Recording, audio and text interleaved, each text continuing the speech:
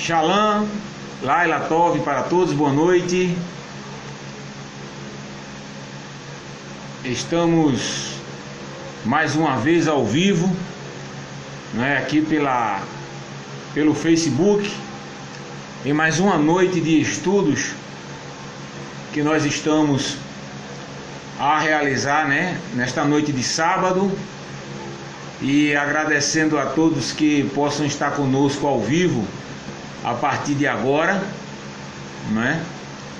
E para mim é uma satisfação de estar falando para pessoas de vários estados do Brasil e também ao mundo, A Shalom para você, Alexandro Rodrigues, Também um abraço, Carlos Roberto, nosso irmão caminhoneiro lá de Minas, Shalom, Jonatas e Alru, Shalom para você também, Jonatas. Um abraço para todos, que estão começando a entrar ao vivo e transmitir ao vivo. Então nós queremos, nesta noite, começar esse trabalho que vai ser de suma importância para todos nós aqui esta noite, Rinaldo Paulo de Londrina, Paraná, Shalom para você. Nosso irmão Silva, LF Reforma, Shalom Aleixo. Aminã. Aê, Carlos Roberto, aê, é o Ninja. Esse caminhoneiro, agora só na aposentadoria na boa. Shalom pra ti. Pra vocês aí uma boa noite, no eterno, na tranquilidade, no amor do eterno. Então, amados, nós vamos relatar sobre hoje um assunto muito importante, Shalom para você também, Maria Oliano, Uma boa noite. Que é o quê? A história guardada em 7 chaves do cristianismo. Bia Nascimento também está assistindo conosco, Shalom, Shalom para os nossos amados. Fabiano Ferreira também, Shalom. A história guardada em 7 chaves do cristianismo. Será que o Messias do Novo Testamento, que é considerado como divino, não tinha pecado? O que chamam de Jesus, Yeshua, Yeroshua e Yahshua era um ser divino que não tinha pecado diante de todos os aspectos? Será? Será que este personagem do Novo Testamento, ele era divino? Porque se fosse divino, se é divino, jamais ele poderia ter pecado, ter agredido alguma coisa que se refere à palavra pecado. Será que este personagem, que muitos adoram e creem como o Altíssimo, que como o Novo Testamento afirma que o Verbo se fez carne, como se fosse o próprio Altíssimo, Yod Revaverê, que se fez carne e se incorporou nesse tal Filho, será que isto é verdade? Será que o Eterno, ele andou no meio da terra para salvar os homens, como é ensinado pelo cristianismo, pelas facções messiânicas de Yeshua, Yahshua, Yeroshua, Yahushua, Ishua, Yahushua, Yahshua?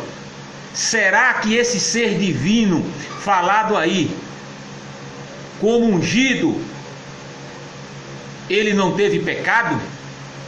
Será?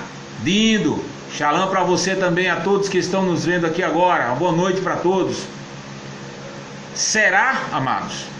Então nós vamos relatar e começar, sobre este assunto que é de suma importância, que é a história guardada em 7 chaves do cristianismo. Aquilo que o cristianismo não fala para você, aquilo que as escolas dominicais não têm coragem de falar para você, aquilo que os pastores, as lideranças, os copistas, os tradutores não falaram para você. O que é que está escondido de você, meu amado, minha amada, que nos ouve aqui agora nesta noite? Nós vamos falar para você aqui.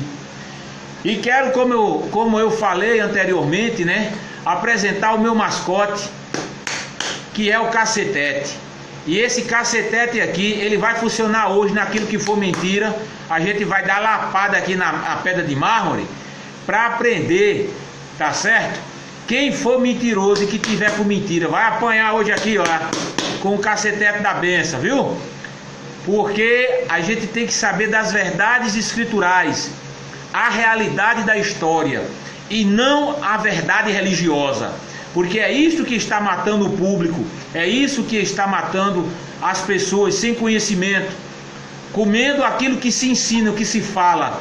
E nós precisamos ouvir, entender e estudar.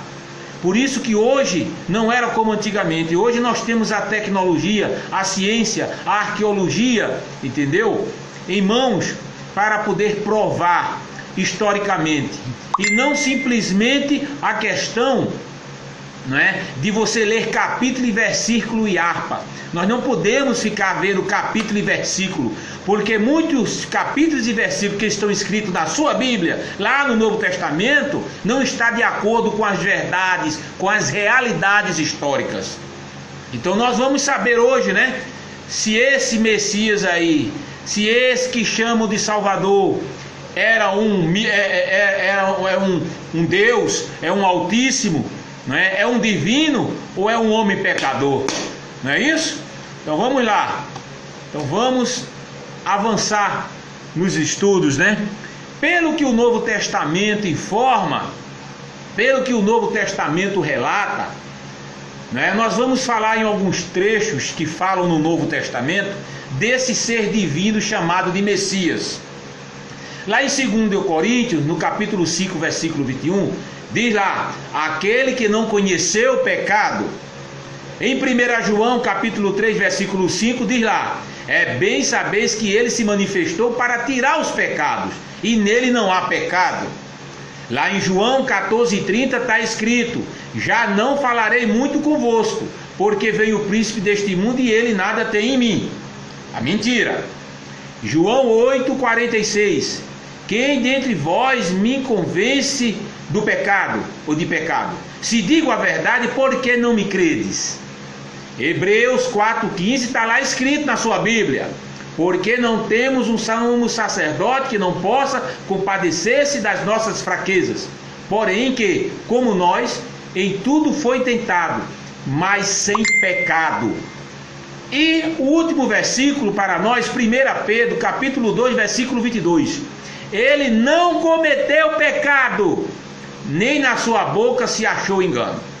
Então o Novo Testamento, através desses versículos aqui, afirma que esse Messias, Jesus, Yeshua, Yeroshua e Ashua, das facções messiânicas existentes, e o Jesus do católico e do protestante, ele não teve pecado. É isso que está dizendo pelas cópias no português que vieram do grego, que vieram do latim e do grego, não é isso? É isso que está dizendo lá na Bíblia que está sendo vendida aí na sua loja, na loja perto da sua casa, né? Perto da sua residência, não é isso? Nas lojas gospel, não é verdade? As Bíblias brilhando de luxo, aqueles tijolos de 8 furos, né? A coisa mais linda de estudo. É isso que está dizendo lá. Está mostrando que este Messias não teve pecado, que ele era divino. Ok? É isto que a Bíblia está dizendo. Mas vamos relatar a história, vamos relatar o que o cristianismo não informa você, o que a verdade, realidade histórica, e que o seu líder, o seu pastor, não é verdade? O seu presbítero, o seu diácono, o seu auxiliar, o seu mentor, se sabe, não tem coragem de dizer. Sabe por quê? Porque senão a casa do cristianismo vai cair, e já está caindo, por causa das mentiras ensinadas pelo cristianismo católico e pelo cristianismo protestante e pelas facções messiânicas. E isso é o que nós precisamos entender e saber, ok? Então vamos lá. Nós falamos aqui em alguns capítulos e versículos que este Messias, ele era um quê? Um Deus. Ele não pode ter pecado, não é verdade? E quando a gente vai para a etimologia da palavra, vamos pegar esta palavra pecado, não é verdade? De onde ela veio, alguns significados no Antigo Testamento, na Torá hebraica e na Tanakh, que você conhece por Antigo Testamento, dos profetas, né? Então lá no Ivirite, no hebraico, a palavra substantiva Awen, significa iniquidade, vaidade, ofensa, falsidade. Em algumas passagens designa engano, malícia, que sai da sua boca. Outra palavra também conhecida como anshan significa culpa, maldade, errar, deslizar. Também a palavra em adjetivo Hassan, que quer dizer ímpio, culpado, de derivação como abreviação de Ram. Sim, mal, perverso e iníquo. Isso é alguns significados da palavra pecado no iverite, no hebraico palel. No grego, a palavra substantivo é hamartia, que significa perda da marca. Perda da marca, perda daquilo que é concreto, daquilo que falaram que era, mas houve a perda, não era o que foi falado. Em adjetivos, no grego é anamaretetos, que significa elemento de negação, elemento eufônico. Em verbo, no grego, significa hamartano, acerca de pecar. Isto é o significado da palavra pecado no iverite, não é verdade? E no grego. A palavra pecador, não é? Como adjetivo no português, significa que ou aquele que peca, não é? Ou que está a confessar os seus pecados, penitente, o que tem alguma balda ou vício, não é?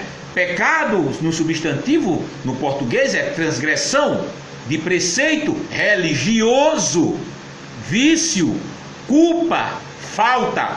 Isto é pecado. Pecar no conjugar, que vem do latim, significa peco, que é dar um passo em falso, tropeçar, cometer um erro, proceder mal. Em verbo intransitivo, no português, significa cometer pecados, errar, confrontar, pesar. Então nós sabemos que quando alguém já nasce de sangue e de carne, não é verdade? Já nasce com o ato pecaminoso.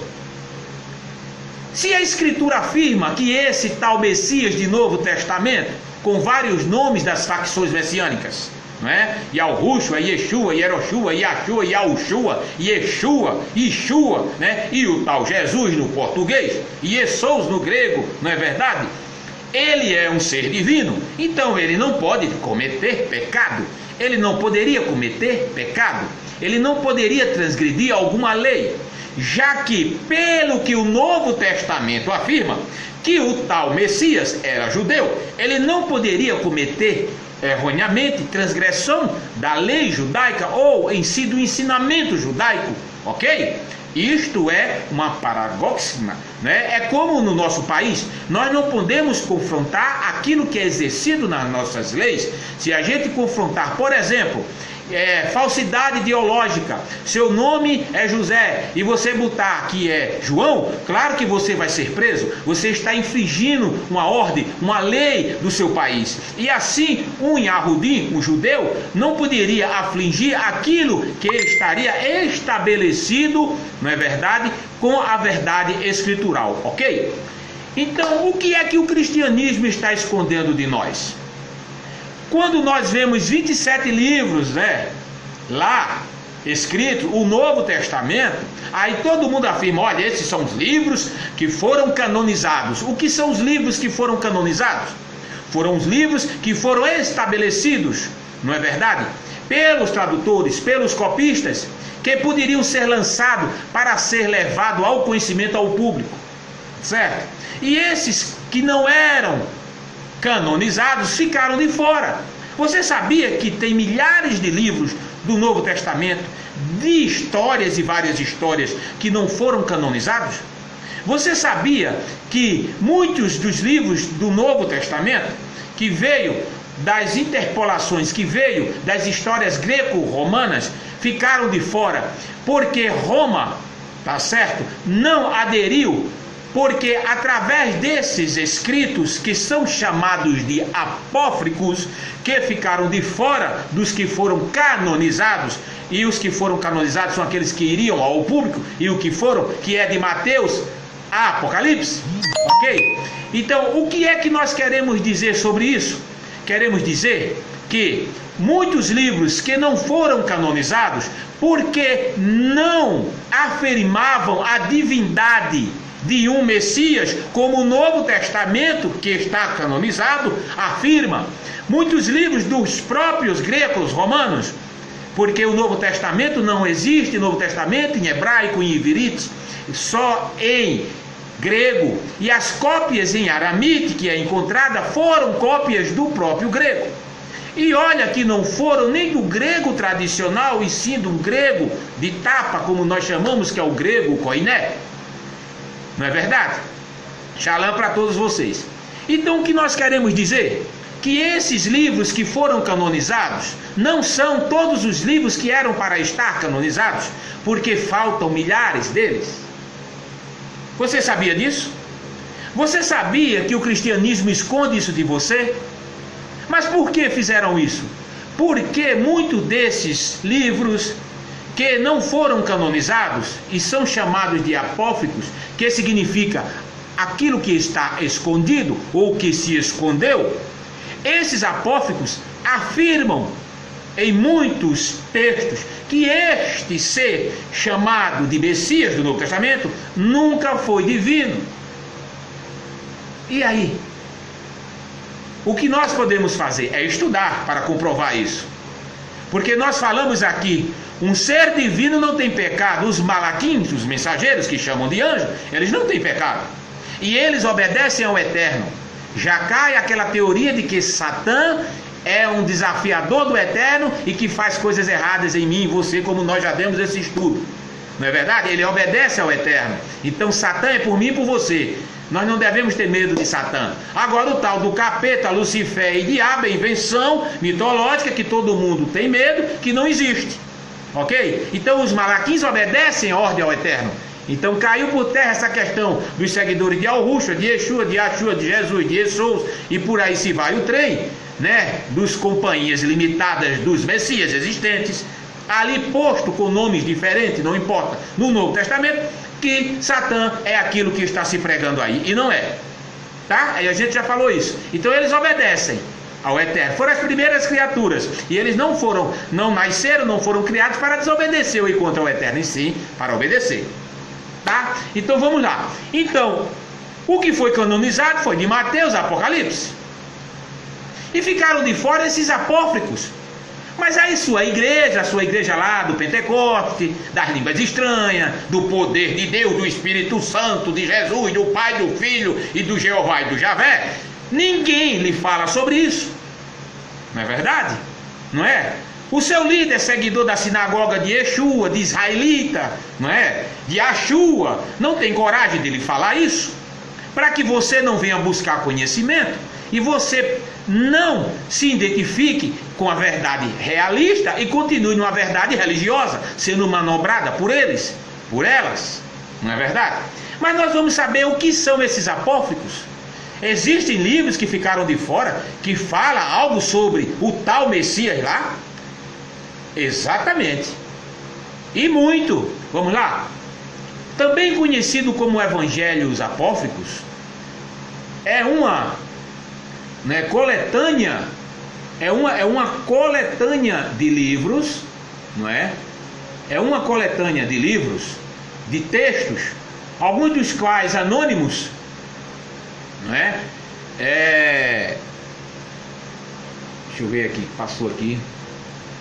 Anônimos, escrito nos primeiros séculos do cristianismo, vetados no primeiro concílio de Nicéia, não reconhecido pelo cristianismo ortodoxo, e que por isso não foram incluídos no cânon do Novo Testamento. Não existe um consenso entre todos os ramos da fé tal cristã sobre o que deveria ser considerado canônico e o que deveria ser apócrifo. Definição: o termo apócrifo vem do grego e significa justamente apócrifos, coisas escondidas. O termo é geralmente aplicado para designar livros que já foram considerados pela igreja como úteis, mas não divinamente inspirados. Assim sendo, refere-se a escritos gnósticos como apócrifos. Pode ser enganados ou não, por muitos deles não são assim classificados por fiéis mais ortodoxos do ponto de vista doutrinário. A partir do Concílio de Trento, a palavra apócrifo adquiriu a conotação eminentemente negativa e se tornou sinônima de um espúrio ou falso. Veja que já houve uma manobração do próprio cristianismo, porque as pessoas dizem que o cristianismo, quem inventou foi Jesus. Nunca foi, tá? Quem inventou o cristianismo foi Roma.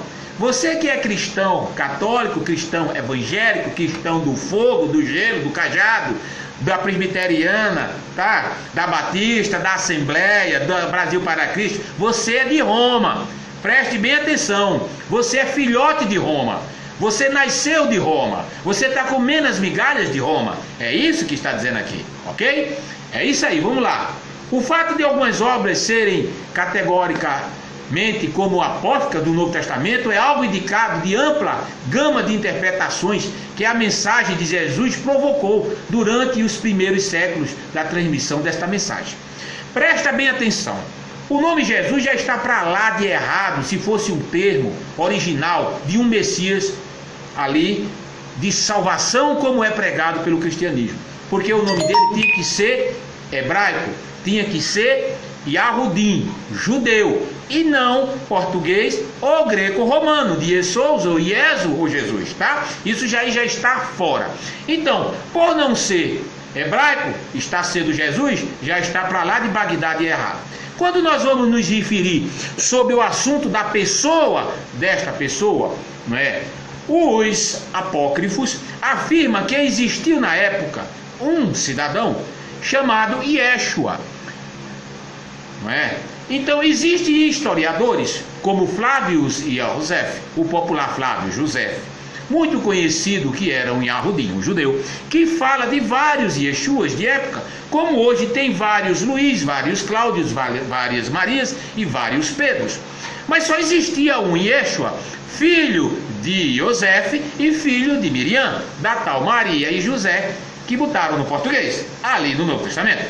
E esse tal de Yeshua, ele foi um homem, ele casou-se, ele foi nascido de mulher, ele teve relação sexual, tá? E ele fez muitas coisas que o homem normal faz e fez, ok? Mas nunca foi filho do Altíssimo, nem Salvador. Então não adianta você botar qualquer nome ali, ou hebraico, ou aramaico, em virita ou aramite, aramaico, ou em grego ou em latim, ou qualquer existente inventado por aí, como está acontecendo agora, milhares de nomes aparecendo por aí, tá? Porque esse ser divino, tá? Nunca existiu, tá certo? Agora, quem era esse Yeshua? Era um homem da época, era um zelota, era de uma facção judaica, das facções judaicas existentes. Você não conhece as facções judaicas. Você pensa que todo judeu é um judeu? E diz que todo judeu matou Jesus, ou Yeshua, ou Yeroshua, e Yashua. E você está enganado, porque você não conhece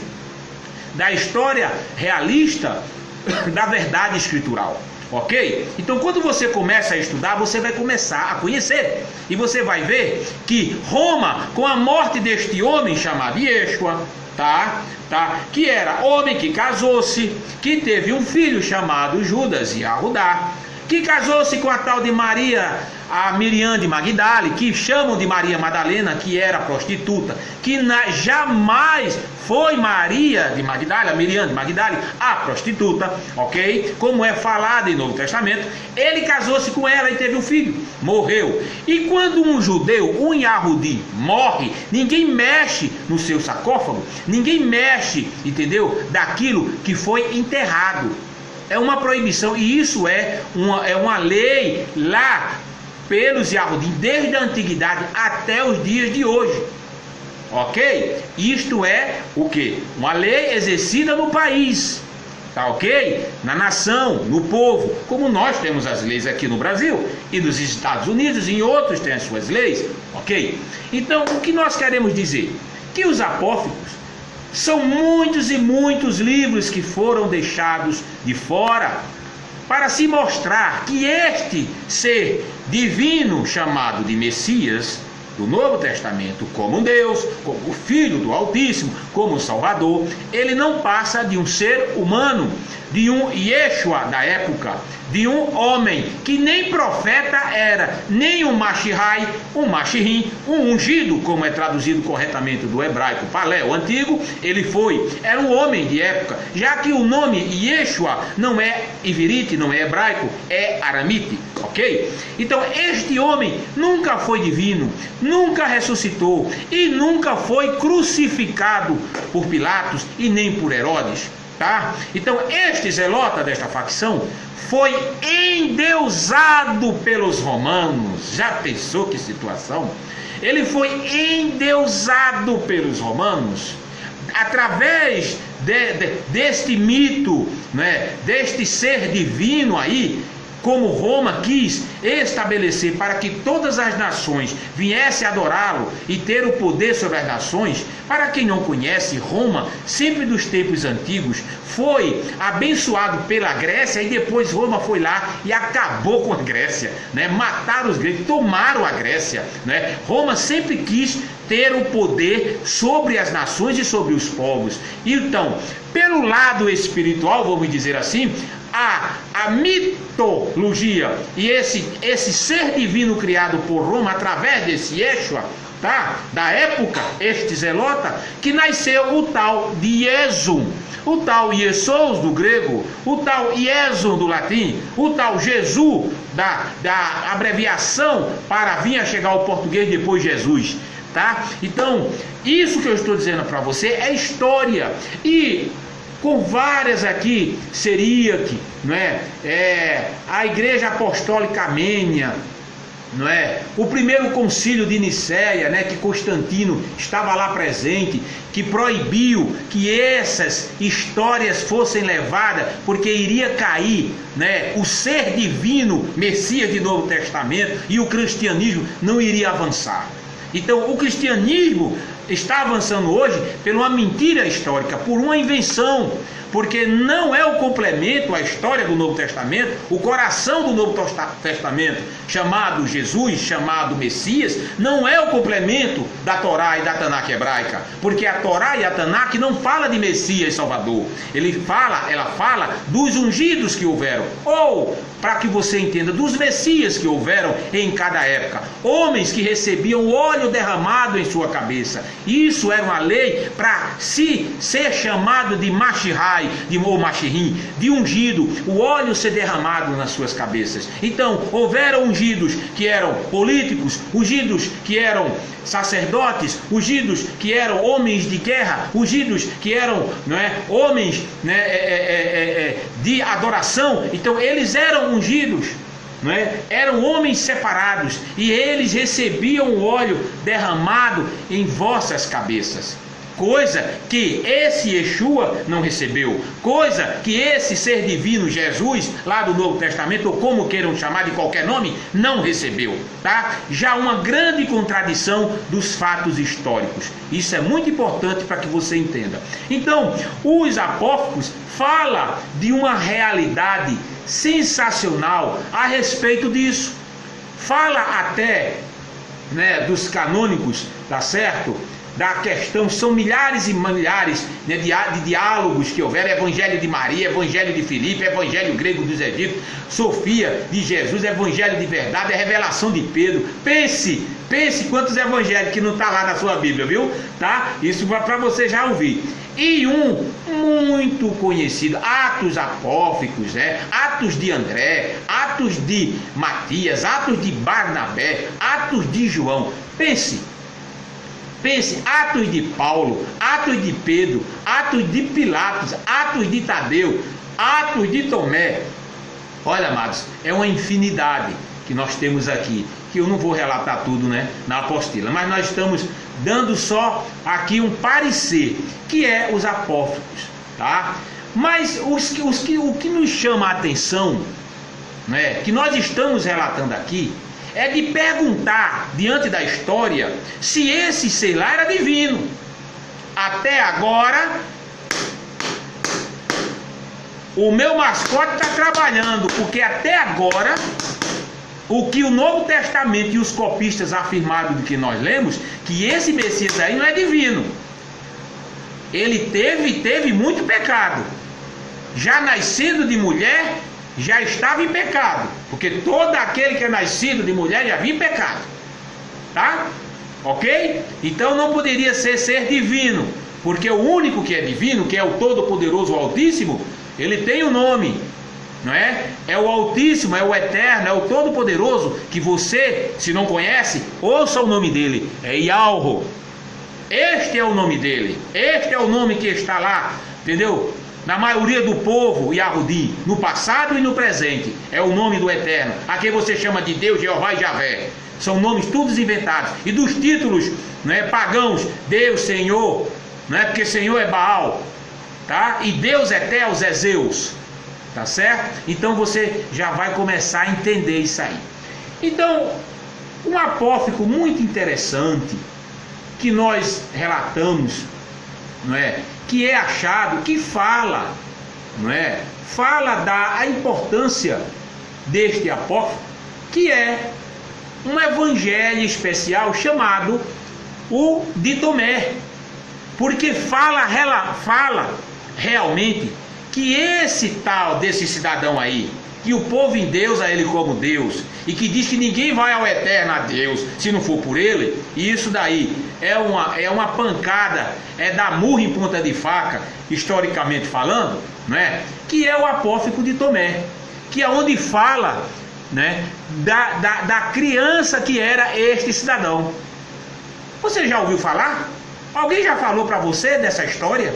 Quem era o tal Yeshua, que chamam de Jesus, ou Yahshua, Yeroshua, Yahshua, ou Yahushua? Não? Vamos lá. Este apócrifo foi encontrado no século II, tá? Século II, um século depois do século II, dos mais antigos, tá? Apesar de alguns estudiosos datarem como sendo do século I. O texto original teve 3 ampliações posteriores. A primeira introduzida na Armênia, no século V. Tornou-se o evangelho armênio da infância de Jesus, ou da infância de Yeshua, ou da infância de Yahushua, ou da infância de Yahshua, ou da infância de Yahushua, de Yeshua, como vocês querem, o Yeshua da vida, tá? A segunda ampliação tornou-se o evangelho árabe da infância do tal Jesus. Então vamos lá. Alguns estudiosos acreditam que o evangelho de Tomé é uma continuação da narrativa da infância de Jesus, a partir do ponto onde a narrativa termina, no ponto evangélico de Tiago. Ele faz um relato sobre a vida de Jesus dos 5 a 12 anos. Olha, ninguém sabe da vida de Jesus lá na tua Bíblia, lá de Mateus a Apocalipse. Só fica dizendo que ele é Deus, que ele é Deus, que ele é Deus, que ele é Altíssimo, que ele é Altíssimo, que ele não é. Não se tem prova. Tu vai para capítulo, versículo e não prova nada. Porque o que está escrito ali é que tu tem que ir para a história, tu tem que ir para a área científica, para a arqueologia, tu tem que ir para as traduções para poder tu informar alguma coisa. E não está usando capítulo, versículo e harpa como um ser canceroso precisando aprender. Ok? Você que é seguidor messiânico, você que vive nos sites buscando a verdade na internet, não é? Você que diz que seu Messias é o seu Salvador, é o seu Deus, seu Altíssimo, você está enganado. Além de você estar enganando-se, você está enganando a outros, porque só existe um que é digno de adoração, honra e todo poder, e ele é o Eterno. Só ele que é digno, ele é o Errad, ele é o Todo-Poderoso, é o único, é só esse, mais ninguém. Então, este evangelho chamado de apócrifos, não é? Fala a narrativa de um menino, na época que tinha 5 anos, encontrava-se um dia brincando no leito de um riacho, depois de haver chovido, represando a correnteza, é a história, viu, dele. Poças tornavam instantaneamente cristalinas, dominando-se com a sua palavra, fez depoimento, né, blá blá blá blá blá blá. Está escrita aqui a infância dele. Mas aqui diz nesse apócrifo que ele matou. Ele matou. Mas o Messias do Novo Testamento não é divino? Ele não pode matar, ele não pode mentir. ele não pode transgredir a lei do seu país, porque ele tem que ser Yahudim, judeu, ok? Mas ele fez tudo ao contrário. Ele matou, ele mentiu, ele disse que ele era Deus, ele disse que ninguém vai ao Pai senão por ele. E como é que pode uma situação dessa? Porque quem copiou aquilo ali foram os copistas, né? Os copistas, né? Os tradutores que vocês estão comendo aí na Bíblia aí de João Ferreira de Almeida, de Eusébio Ariônimo Paulino, o popular Jerônimo, não é isso? Das traduções aí, ó, grecas romanas, do latim, vocês estão comendo aí um Novo Testamento aí fabricado, que não tem nada a ver com a história dos Yahudins e a história do Eterno, não é isso? Então, ó, é pau nos teólogos, ó aqui, ó, cacetete, ó. Pau nos teólogos, porque eles têm mentido, têm feito escritas tendenciosas, mentirosas, entendeu? Enganosas, que não fazem parte da real história, ok? Isso é que você tem que entender. Isso é que você tem que entender. Esqueça capítulo e versículo e harpa, e vai estudar e vai buscar os estudos. Nós estamos dando aqui esta colher de chá a você. Sabe por quê? Porque eu quero ver você como meu povo, meu irmão, feliz, satisfeito, e não ser mais religioso, ter a verdade, a realidade escritural da história, e não estar sendo enganado com verdades religiosas. Até aqueles que não estão nas igrejas, mas estão na internet, nos grupos, nos blogs, não é? Nos sites, esses aí também precisam aprender muito, e precisam ter humildade, tá certo? Porque ninguém é eterno senão ele mesmo.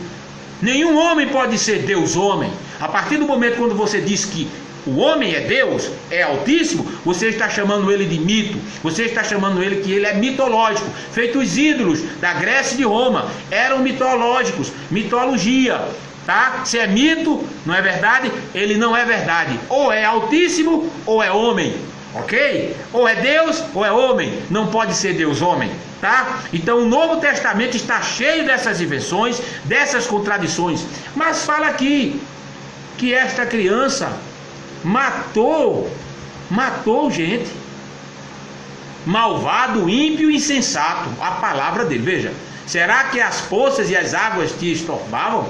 Ficaras agora seco como a árvore, sem que possas dar folhas, nem raiz, nem frutos. Ele fez isso com outra criança, quando era pequeno. Ó, se o tal Messias que você adora, com qualquer nome que você crê, tá, ele nasceu de mulher, já estava em pecado, veio da área pecadora, nasceu em pecado, ok? Ele matou uma criança já quando era pequeno. E aí? Como é que fica aí a divindade desse Messias Salvador? Como é que você vai chegar ao eterno, como ele diz por ele?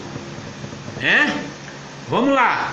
Isso é o que informa aqui a história de Tomé. Eu estou dando uma pincelada para você, ok? Mas lá, num texto básico, que é os mandamentos, que não são 10, né? Muita gente pensa que os mandamentos são 10, não são 10 não, são 613 mandamentos. Você não sabia? Você tem que estudar. Não são 10 mandamentos, esses 10 mandamentos aí é de Roma, é dos papas, é dos teólogos, dos copistas, entendeu? Tá entendendo? Do seu pastor, não é? Do seu bispo, lá da sua igreja universal, da sua igreja católica, da sua igreja batista. Esses 10 mandamentos é deles. Mas o nosso não é esse não. Da realidade histórica não são esses não. Você precisa saber. Então, para ser um ser divino, este ser não pode ter pecado. A gente já falou em tantos aqui. Eu vou pegar meu mascote de novo e vou bater aqui, porque é muito pecado, viu, nesse Messias.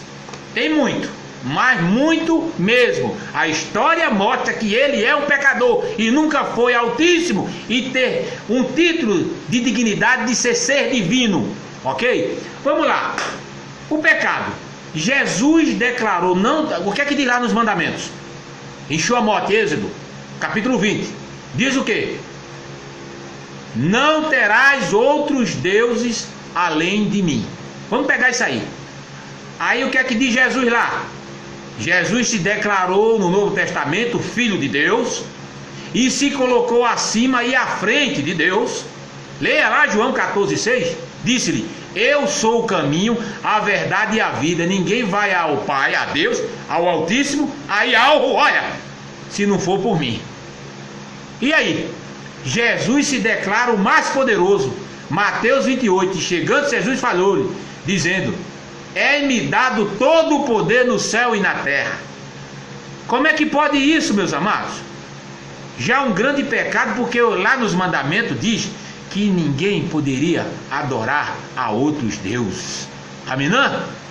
Então você acorde, porque só existe um Altíssimo, um Todo-Poderoso. Tá certo? Então esse Messias aí, hein, é pecador. E ele está o quê? Se formalizando como Deus. Tá certo? Vamos lá, Jesus aceita ser chamado de Deus, né? Lá em João 28. E Tomé respondeu a Jesus: o Senhor é meu Deus. Olha, disse Jesus: por que me viste? Tomé, creste? Bem, aventurados que não viram e creram. Preste bem atenção. Por outro lado, em conversa com o diabo, na passagem do Novo Testamento, Jesus declara que só Deus deve ser adorado. Mas Lucas 4, versículo 1 e 7, está lá escrito: se tu, pois, fizeres um ato de adoração diante de mim, tudo será teu. Olha para aí. Em resposta, Jesus disse-lhe: está escrito, é ao Altíssimo, é a Yahweh, tá? Não é a Deus não, teu Altíssimo, que tens de adorar, e é somente a Ele que tem de prestar serviço sagrado. Olha que situação. Então esse ser divino chamado de Messias, ele está indo contra os mandamentos, contra o Altíssimo, o Todo-Poderoso de nossas vidas. Ok? Preste bem atenção que está escrito lá na sua Bíblia, tá?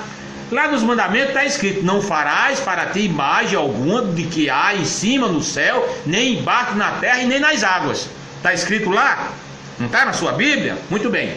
Esta lei pode gerar várias interpretações, e é bem verdade, mas para se ter uma ideia de sua força, muitos muçulmanos não se utilizam de imagens para fazer suas ornamentações. Eles se apegam a figuras geométricas e abstratas. Veja bem o pecado de Jesus. Jesus fez a impressão da imagem de sua própria face. No livro de Atos de Pilatos, no século 6, encontramos a história da mulher conhecida pelo nome de Verônica, que enxugou com o véu o rosto de Cristo na Via Sacra. Está lá nesse apócrifo que não está canonizado, que não está dentro da sua Bíblia. Onde ficou estampado milagrosamente a face do Cristo. Diz lá, segundo o texto, este véu mede 17 por 24 centímetros. Encontra-se preservado até o santuário do rosto, localizado, tal, centímetro, tal. Abusos nos montes, 200 quilômetros de Roma. O pecado, veja bem, de Jesus. Mais um. Jesus promoveu a impressão da imagem de seu corpo. Olha, lá os mandamentos dizem que não terás imagem no céu, nem na terra, nem abaixo das águas. E aí Jesus foi lá e botou a imagem dele para o povo adorar. Pecou ou não pecou, meus amados? Olha aqui, olha o mascote aqui funcionando. É pecado por cima de pecado aí, deste ser que não é divino. Presta bem atenção. Então diz aqui o quê? Que ele pecou, ele se fez uma imagem como um Deus, então transgrediu os mandamentos. Outro mandamento sensacional que nos fala lá e está lá na sua Bíblia: não tomarás o nome de algo. Está lá Senhor na tua Bíblia, né? Teu Altíssimo em vão. O pecado de Jesus. Jesus é condenado à morte por pecar e blasfemar contra a lei do Altíssimo, contra a Torá do Altíssimo. Por quê? Marcos 14 está lá escrito: e levantando-se o sumo sacerdote no sinédrio, perguntou a Jesus, dizendo: nada respondeste? Que te testificam este contra ti?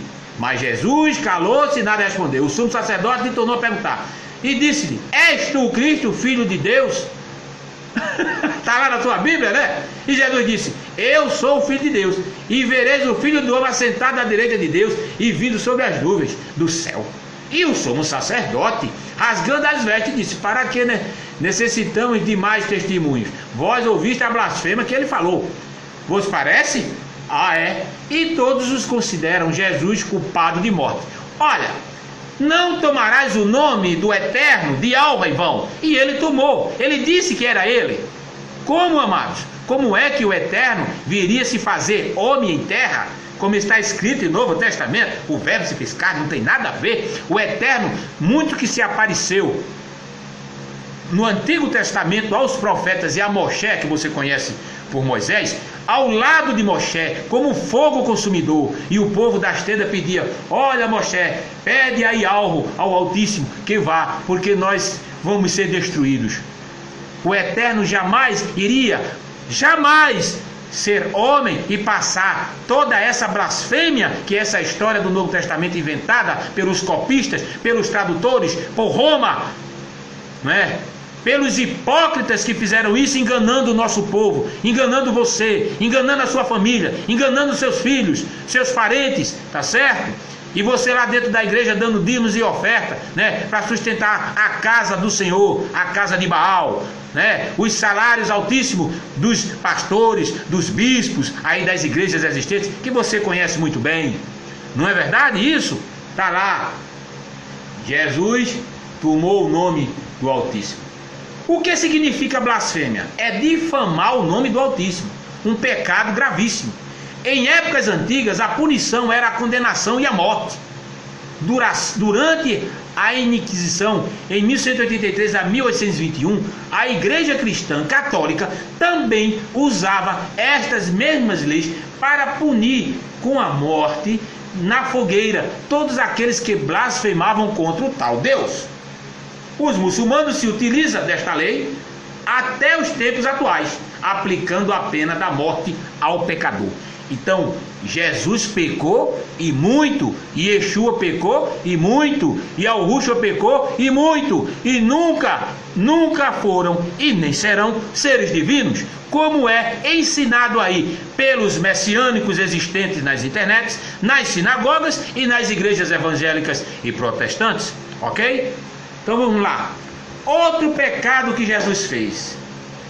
Quem conhece os mandamentos sabe que o Shabat, que chamam de Shabat, que não é sábado, é o Shabat. E o Shabat verdadeiro não é esse que é toda sexta por sábado, 4 vezes ao mês, uma vez por semana, tá? O Shabat verdadeiro é o lunar, é uma vez na lua nova. Este é o Shabat verdadeiro. Então diz lá: lembrai-vos do Shabat, do sábado, para santificar. 6 dias trabalhais e farás todo o teu trabalho, mas o 7º dia o Shabat, o teu Altíssimo. Nesse dia não farás trabalho algum, e etc, e etc. Você sabe muito bem que está escrito lá. Mas veio o pecado de Jesus. A gente falou que era pecado transgredir até algo religioso, algo até informal, de onde você mora, de onde você reside, de onde você está vivendo. Então não foi diferente. Jesus pecou, ele não guardou o Shabat, nem seus discípulos na história cristã guardou o Shabat, lá no capítulo 12. Naquele tempo passou Jesus pelas searas em um sábado, e seus discípulos, tendo fome, começaram a colher espigas e a comer. E os fariseus, vendo isto, disseram: eis que os teus discípulos fazem o que é pecado fazer no sábado. Então, amados, isto é a história. Não sou eu que quero que seja assim, não sou eu que acho que tem que ser assim. É a história, é a verdade. Não existe tempo de lei e tempo de graça. Existe a realidade histórica. Saiba disso, porque quem inventou isso foram os próprios tradutores, para distanciar você da verdade histórica. E a verdade histórica diz uma coisa, a realidade histórica e a verdade religiosa diz outra. Se liguem e acordem. Entendeu, amados? Se liguem e acordem da história verídica da realidade escritural. Então Jesus pecou por não guardar o Shabat, porque era Yahudim. E Jesus nunca foi Yahudim, né?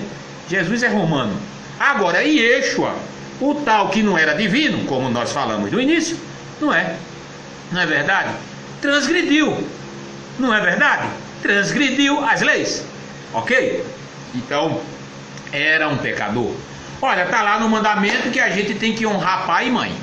E você ensina até isso na sua casa. Ensina seus filhos, filhos dos seus filhos, não é isso? Não é verdade? Seus netos, honra teu pai e mãe, prolongue os dias na terra, que Yahweh, teu Altíssimo, te dá, que o Senhor teu Deus te dá. Está escrito na tua Bíblia lá no português. Mas Jesus pecou. Ele renegou a mãe e a família. Está lá na sua Bíblia, Lucas capítulo 8, versículo 19 a 21. Vieram então ter com ele, Jesus, sua mãe e seus irmãos, e não podiam aproximar-se dele por causa da multidão. Foi-lhe dito: tua mãe e teus irmãos estão lá fora e querem te ver. E Jesus, porém, lhe respondeu: minha mãe e meus irmãos são, na verdade, aqueles que ouvem a palavra, ou que fazem a vontade do meu Pai. Ele transgrediu a lei de quê? De honrar pai e mãe, família. Pecou. Vou pegar meu mascote aqui de novo, porque é muito pecado, é transgressão diante da Escritura e diante, historicamente falando, do que é real, do hebraico.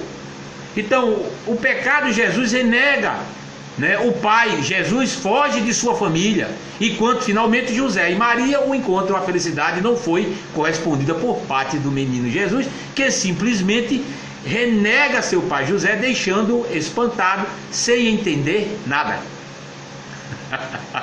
Aí eu pergunto: esse Messias do Novo Testamento é divino? Ele não teve pecado? Será?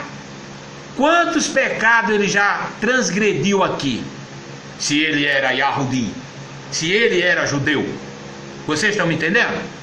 Vamos lá, João 2, versículo 3, 4, está lá, ó. Estou lá no teu Novo Testamento. E tendo acabado o vinho, a mãe de Jesus lhe disse: eles não têm vinho. Respondeu Jesus à mulher: que eu tenho contigo? Ainda não é chegada a minha hora. Até desonrando a mãe diante daquela situação. Está bem clara a posição de Jesus: que eu tenho contigo. Ele desonrou a sua mãe. Então eu pergunto a você: é lapada ou não é? Hein? É lapada ou não é? Será que esse Jesus adorado na sua boca, que você ouviu falar, que seu pai falou, que sua mãe falou, que está lá escrito em capítulo e versículo e harpa de qualquer Bíblia, de luxo ou de não, ele é um ser divino? Não. Ele é filho de Altíssimo? Não. Ele pode te salvar? Não. Ele teve relacionamento com mulher? Sim, teve. Teve filho? Sim, teve. Matou gente quando era pequeno? Sim, matou. Desonrou pai e mãe? Sim, desonrou. É a Escritura que diz isso. Não sou eu que estou dizendo isso. É a história que diz isso. Tá? Jesus matou, Jesus apronta, tanto que os aldeões infelizes, ora o chamava de santo, ora o chamavam de Jesus, o bruxo ou demônio. Onde é que estava isso? Lá, durante a sua infância. Estava lá no Evangelho de São Pedro e no Evangelho de Tomé, o israelita. Encontramos alguns dos assassinatos cometidos por Jesus. Quer ouvir? Está preparado? Posso dar lapada? Vamos lá. Vamos lá. Evangelho de Pedro, capítulo 46. Um dia, o Senhor Jesus estava na beira do rio com outra criança. Havia cavado pequenas valas para fazer escorrer a água, formando assim pequenas poças. O Senhor Jesus havia feito 12 passarinhas de barro e havia colocado ao redor da água, 3 de cada lado. Era um dia de Shabat, de sábado, como chamam erroneamente. E o filho Hanon, o judeu, veio e vendo assim, entretido, disse-lhe: como podes em um dia de sábado fazer figuras com lama? Por quê? Porque era proibido. Ele estava já fazendo figuras. O Shabat é um momento de descanso, de adoração ao eterno. Ok? Aí ele pôs então a destruir tudo. Quando ele estendeu as mãos sobre os pássaros que havia maltratado, eles, dizem lá os escritos, saíram voando. Em seguida, os filhos de Hanon, judeu, aproximou-se da poça cavada por Jesus para destruí-la. Mas a água desapareceu. E ele disse: vê como esta água secou, assim será a tua vida. E a criança secou e morreu. Matou a criança. E peraí, quem mata não é um ato de transgressão? Não é um ato de pecado? Então esse Messias do Novo Testamento, ele é divino, matou desde criança, e você está adorando a ele como seu salvador? Você já está pensando agora direitinho, agora que eu estou falando para você? No Evangelho de Pedro, no capítulo 47, morte repentina. Certa noite, o tal Jesus voltava para casa com José, quando uma criança passou correndo na sua frente e deu-lhe um golpe tão violento que o Senhor Jesus caiu. Então Jesus disse a essa criança: assim como tu me empurraste, você vai cair nas mãos, levantará mais. No mesmo instante a criança caiu no chão e morreu. Aí eu pergunto a você, ele matou mais uma criança. Está lá nos relatos dos apócrifos, que não botaram na sua Bíblia, que não botaram no tal Novo Testamento, que ele é um assassino, que ele matou já desde pequeno. Olha para lá, Evangelho de Pedro, capítulo 49, olha, diz-me o que significa a letra Aleph, e então eu pronunciarei Bet. O mestre irritado levantou-se a mão para bater nele, mas não na sua mão secou antes que tocasse Jesus. Depois, instantaneamente, o mestre morreu. Então José disse a Maria: daqui por diante não devemos mais deixar Jesus sair de casa, pois qualquer um de que se põe a ele é morto pelas suas mãos. Está lá no apócrifo do Evangelho de Pedro. E aí? Como é que fica a história do ser divino Jesus? Eu estou falando aqui relatos históricos, arqueológicos, e comprovando na sua Bíblia, que você leva todo dia lá, e vai ler capítulo, versículo e harpa, e vai estar lá correndo atrás, né, de movimentos, de línguas estranhas, dando saratatel, retetel dentro da igreja, não é verdade? Fazendo aquela zoada toda do poder. É o poder do Pai, é o poder do Filho, é o poder do Espírito. Eita, é muito poder. É isso que eu estou falando para você. Jesus era um ser divino? Ele não tinha pecado? Será? Será? Evangelho de Tomé Israelita, capítulo 3. O filho de Anás, vendo uma poça d'água no caminho, resolveu fazer um escorrer de água usando um galho de vime. Antes da atitude do rapaz, Jesus ficou irritado, pois tinha sido ele quem represou a água e disse: malvado, ímpio, ficarás seco como uma árvore sem folha. Amado, não é fácil não. Jesus amaldiçoa também. No Evangelho de Tomé, lá no capítulo 4, Jesus amaldiçoou uma criança e amaldiçoou algo mais. Olha lá, olha. Quando Jesus viu algo adulto fazendo uma maldade, costumava deixá-lo cego, doente e aleijado. Olha para aí. Em poucas semanas, metade do vilarejo já estava amaldiçoada. Quando os aldeões se acercavam da casa de José para reclamar, o menino suspendeu a maldição, dizendo: Evangelho de Tomé, o Israelita 8. Respondeu Jesus: vocês não sabem que eu vim ao mundo para amaldiçoá-los e depois abençoá-los? Olha para aí. É muito pecado, né, amados? Será que Jesus cometeu adultério? Será? Vamos lá.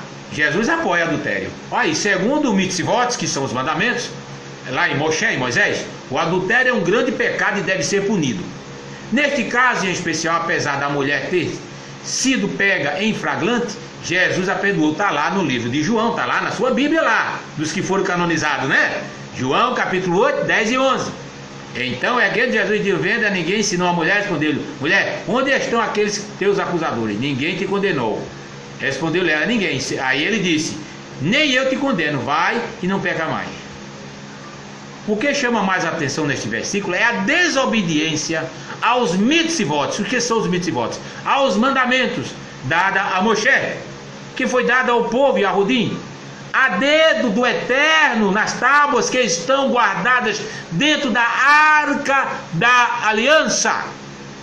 Ok? E Jesus transgrediu, porque a mulher foi pega em adultério. Olha, o que chama mais a atenção é a desobediência aos mandamentos. Veja as leis que foram escritas pelo Altíssimo, por Yahweh, pelo Altíssimo, pelo Deus a quem você chama, do próprio punho, não é? Jesus foi tão ignorante que também bateu nos trabalhadores, em gente que até nem conhecia ele, pela história cristã, como está lá no Novo Testamento. E bateu com chicote, e não foi pouco não, era ignorante, pecou. Num gesto raivoso, pegou o chicote e bateu em diversos trabalhadores. Eram vendedores ambulantes que, além de levarem uma surra de Jesus, tiveram suas mercadorias e bancas destruídas, o que representa um prejuízo patrimonial. Em épocas de festas, o ponto de encontro entre fiéis e forasteiros era junto ao templo judaico. Portanto, o melhor ponto para o comércio era ali, que várias pessoas pobres buscavam na venda de mercadorias e artesanato o sustento de suas famílias. Estes comerciantes, em sua maioria, não eram crentes e nem frequentavam a sinagoga. Tampouco conheciam as recentes verdades pregadas pelo tal Jesus, pelo tal Yeshua, pelo tal Yahushua. Mas em João 2, 13 e 15 está lá: estando próximo à Páscoa dos Yahudins, Jesus subiu a Jerusalém. Está lá na sua Bíblia, eu estou dizendo como está no português. E chamou do templo os que vendiam bois, ovelhas e pombas, e também os cambistas ali sentados. E tendo feito um azarrogue de cordas, como chicotes, lançaram todos sobre ele no templo, bem como as ovelhas e os bois, e o espalhou o dinheiro dos cambistas e virou-lhe as mesas. Os comerciantes não estavam dentro do templo. Isso eu quero dizer para você, porque isso é história. E os pastores pregam que estavam dentro do templo, querendo ganhar dinheiro, vender essas coisas, né? Tal. Propriamente dito, eles estavam na área do templo, mas não dentro do templo. Atualmente, hoje, nas igrejas católicas e evangélicas, possui essa área algum tipo de cantina ou lojinha de livros, de CDs e etc. E pelo que sabemos, isso é um tipo de comércio. Se realmente a estação de Jesus representasse uma verdade, não seria conveniente que as igrejas evangélicas e as católicas proibissem o comércio dentro dos seus templos? E aí, me diga alguma coisa? Esse Jesus, esse Yahushua, esse Yeshua que você adora, ele é divino ou é um pecador? Ele é um pecador, porque ele pecou, ele mentiu. Sabia que também ele é mentiroso? Olha, no Talmud e nos ensinamentos judaicos, dos aconselhamentos judaicos, está escrito: onde estiver 2 ou 3 ou mais pessoas reunidos no estudo dos meus ensinamentos da Torá, eu ali estarei. Quem? O Eterno, Yahweh, o Altíssimo. Aí o Novo Testamento fez o quê? Jesus dizer: onde estiver 2 ou 3 reunidos no nome dele, de Jesus, ele estará presente. Ele é um mentiroso. O Novo Testamento está cheio de mentiras. E eu digo isso a você, provando arqueologicamente, provando pelas traduções, provando cientificamente, para que vocês possam entender e serem libertos dessa religiosidade, dessas mentiras que estão sendo implantadas e fazendo você como um fantoche dentro de uma igreja, dentro de uma religião, fazendo o que não é verdadeiro, o que foi ensinado ao primeiro povo, para que o primeiro povo viesse a nos ensinar. Amém? Não é verdade? Então, amados, pergunta a você agora: Jesus era divino? Era um homem que não tinha pecado de maneira nenhuma? Ou era pecador? Era pecador? Se era pecador, então lapada nos copistas, lapada em Eusébio Jerônimo, lapada em João Ferreira de Almeida, lapada nos pastores, nos bispos, ok? Nos presbíteros, tá certo? Nos auxiliares, nas igrejas evangélicas, católicas, né? Lapada nesses ensinamentos do Novo Testamento que são ridículos, que são de injustiça, né? Que é essa maldição de mentiras que foram implantadas e que estão sendo implantadas na cabeça sua, da sua família, dos seus filhos, dos seus familiares, dos seus amigos, dos seus vizinhos. Então nós estamos aqui para aprender, não é para ir contra a pessoa de alguém, não. Nós estamos indo contra a mentira que está proclamando as mentiras. Você que é seguidor de Messias aí do Novo Testamento, de Yahushua, que é seu salvador, pecador, nem o nome Yahushua ali existente, tá? Até o nome Yahushua não é o nome ainda original, nem Yeshua, nem Yahshua, nem Yahushua, nem Yeshua, tá? Dos ungidos que houveram, que foram 14 que tiveram um nome idêntico de ungidos de época, como eu falei, que eram políticos, sacerdotes, homens de guerra, tá certo? Que eram reis e recebiam óleo, e esse ungido aí não recebeu óleo nenhum sobre a sua cabeça, para se cumprir os mandamentos, para se cumprir toda a história hebraica, lá na Torá e Tanakh, que você conhece pelo Antigo Testamento.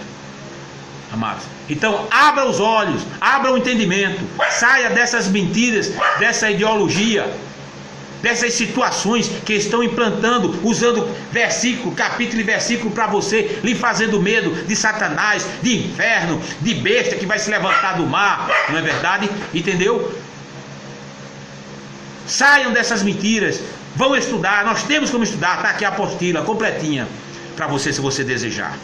Por aqui eu encerro nesta noite, mostrando a você que esse tal de Messias, ele não é divino, ele não é filho do Altíssimo, e por ele ninguém vai chegar ao eterno nunca. Mas você vai chegar ao eterno se você clamar o nome dele, se você clamar a ele. Aí você, aonde você estiver, debaixo de um pé de coco, tomando um banho de mar, dentro de uma piscina, você chega ao eterno pelos seus lábios. Não mais por sacrifício nenhum de animais e nem de Cordeiro de Deus, como está lá escrito no próprio Novo Testamento, que ele é um mentiroso, ele é o Cordeiro de Deus, como foi profetizado pelo tal João Batista, mentiroso, não existente.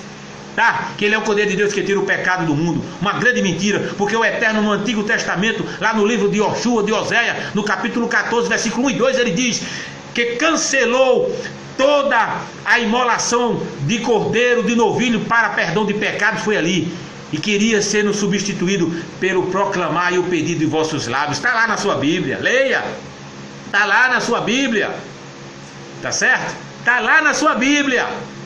Diz lá em Oséias, Joshua 14, 1 e 2, entendeu? Ele quer sacrifício de vossos lábios. A profecia foi cumprida, e esse Cordeiro de Deus aí caiu por terra. Esse Jesus, esse Yeshua, esse Alruxa que não vale um picolé de R$1, mentiroso, sem vergonha, entendeu? Que vocês estão aí adorando, que vocês estão levando para muitos, esse tal de Jesus católico, evangélico, do poder, do fogo, do cajado, do gelo, do iceberg, seja de onde for, é uma tremenda mentira romana que foi inventada através de um zelota, de um Yeshua da época, que casou-se, que teve pecado, que teve relação sexual, entendeu? E que não veio da tribo do pai, não, tá certo? Que tem que vir da tribo de Arudá, entendeu? Da tribo de Davi, entendeu? Do reinado de Daiode, de Davi, tá certo? E esse daí veio pro toque de espírito. Tenha cuidado com esse espírito, viu? Porque esse espírito aí, ele gosta de pegar as menininhas virgens, né? Que diz pela história que a mulher é virgem. Então ele é um assassino, né? É um adúltero, não é verdade? Não é verdade? O tal do José foi o maior cabeça de touro da história do Novo Testamento. Levou uma gaia terrível do espírito. É o que está dizendo lá. É o que está dizendo lá. Tá certo? Abra os olhos, amados, né? Vivam felizes, aprendam a verdade, vivam com alegria, compartilhem e aprendam. Nós temos aqui. Quero desejar Shalom para todos, entendeu? Agradeço a todos que têm até agora ficado conosco, que estão ouvindo ao vivo esta gravação, que vão compartilhar, que vocês possam também ajudar o nosso projeto, pegar o nosso material, tá certo? Para abençoar vocês, para ajudar vocês, ajudar a sua família e sair dessas mentiras religiosas, dessas facções messiânicas, desses brasileiros de igreja que estão se fantasiando de judeus aí pela internet. Tá entendendo? Os chuas da vida, os chá da vida, entendeu? Querendo ser judeus mentirosos que não são yahudins legítimos, tá entendendo? Para lhe ensinar a verdade. Abram os olhos, amados. Abram os olhos, porque nós estamos aqui para quê? Para cacetear mentira, os teólogos, ó. E é pau nesse comigo, ok? Então, ó, um beijo para vocês, Shalom para vocês. E aí, me diga aí de vocês. Esse ungido, esse Messias do Novo Testamento é divino ou é pecador? É um grande pecador, é uma grande farsa que o povo está sendo, né, enganado. Mas nós estamos aqui para te ajudar e te provar arqueologicamente, escrituralmente, cientificamente, né, que não passa de uma grande mentira essa história de Messias Salvador, aonde só o Eterno é que tem este poder de salvar, de regenerar, né, de formalizar, né, de ajudar, né, de multiplicar as bênçãos, de fazer tudo. Ele tem todo o poder. Ok? Então um abraço para todos, a Shalom para todos, tá? E agradeço pela atenção de todos aí do Face. Shalom para vocês, para Eliane, para a Gilda, né? Para o Alexandro Rodrigues, né? Para todos, o Engenho Bezerra, né? Para todos os que compartilharam conosco aqui, não é? Sobre este assunto. Então, este ungido aí, que chamam de ungido de Messias, é um tremendo pecador, tá certo? É um tremendo transgressor, tá certo? E fez muito pecado na época, se ele existiu ali como ser divino, como o Novo Testamento afirma. É muito pecado, amados, tá ok? Então, que o eterno Gaborá Adonai Adi abençoe a todos. Amém? Um abraço para Dindo, para Eliane, a minha aluna, para o nosso amado irmão do Rio de Janeiro, nosso irmão Jorge, é o tal Jorge Benjó. Dindo Vieira, um abraço para ti, meu irmão, um abraço mesmo para ti. Aqui nós estamos para abençoar o nosso povo e falar a verdade, não ter medo da verdade. Abram os olhos, abram o entendimento, ok? Um abraço para LF Reformas, Tov para ti, Aminã, um abraço para todos vocês, ok? Então, até o próximo estudo, um abraço e uma Shalom, um amor do Eterno para todos vocês. Aminã? Até mais. Jonathan e Alro, um abraço para ti e tudo de bom. Até mais.